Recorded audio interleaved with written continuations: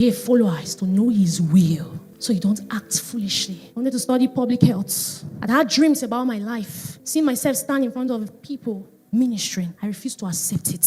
It can't be. When I write letters to my dad then, when I was younger, I'll write Dr. Anwili. My father was reminding me before I got married, Anwili, where is the doctor? Even inside marriage, he asked me. He said, you wanted to be a medical doctor, but now look at you, a pastor, ministering. Everybody that cares that is around me, Dr. Anwili, because I wanted to study medicine. First of all, jammed me, and then biochemistry, but it didn't stop there.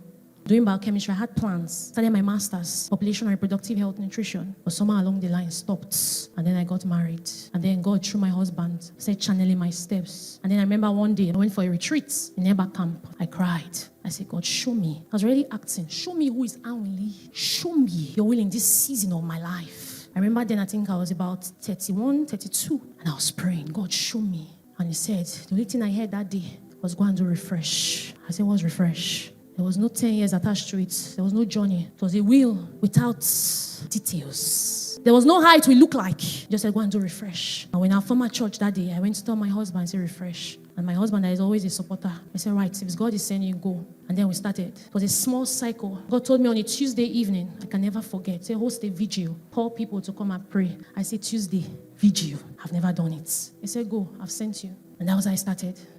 I remember that day. It was just 15 or so. And the funny thing about it was that particular day, he said, tell them to stack their seats. Nobody should sit. No instruments, nothing.